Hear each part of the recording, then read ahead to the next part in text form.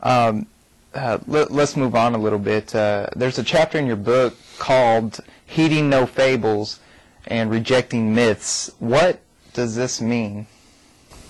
Well, fables is definitely something we would have to say is man-constructed. Fabulous things, tales.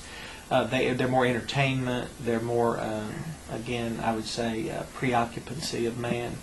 Myths, for example, are somehow man trying to construct a story to help grasp and understand what it is. But again, it echoes back to something higher, that it must have come from outside of man. Mm-hmm. Because man, through his fables and his myths, is trying to come to grips with something that he doesn't know how to apply.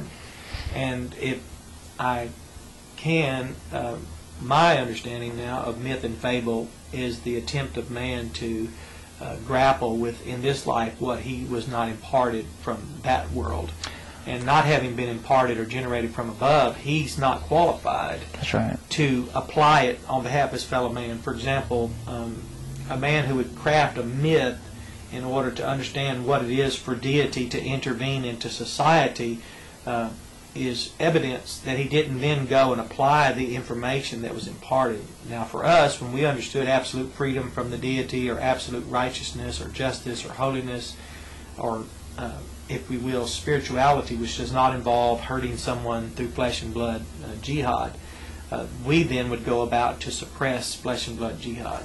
Myths don't suppress that. Fables don't do that. If anything, they distract, disrupt, and discredit the absolute power of divine construct. Yeah.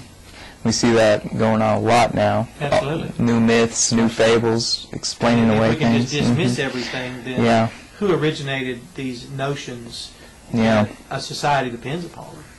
Yeah. There's a phrase, one hallucination under God. This goes back to, I guess, a culture forming deity around itself. Yet the magic of this is that they have used a script to do so. And this tells them, the script tells them exactly what they will do. What is being accomplished through a mass hallucination? Well, according to the militant atheists, they say that what we are believing today is nothing but a hallucination. And strangely enough, though, that can't be rationally assigned to political scientists who founded our nation's political system. They're very rational, and it works.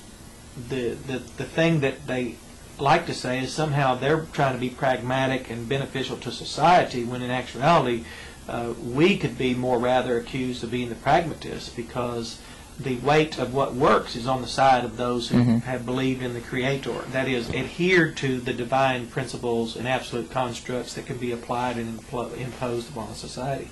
Because even the militant atheists are against outbreaks of violence in the name of religion. Well, but their discrediting of religion has nothing to do with solving the outbreaks and placing them back in check, but the imposition of Jehovah's will upon this earth is always for the betterment of all men, even those that do not believe in him or negate him, or those that are flesh and blood jihadis. Even they benefit from being checked and balanced, or eventually they'd self-destruct. Sort of like that old saying goes, the rain falls on the just and the unjust. Exactly right. Exactly. It just falls, but we don't make it fall.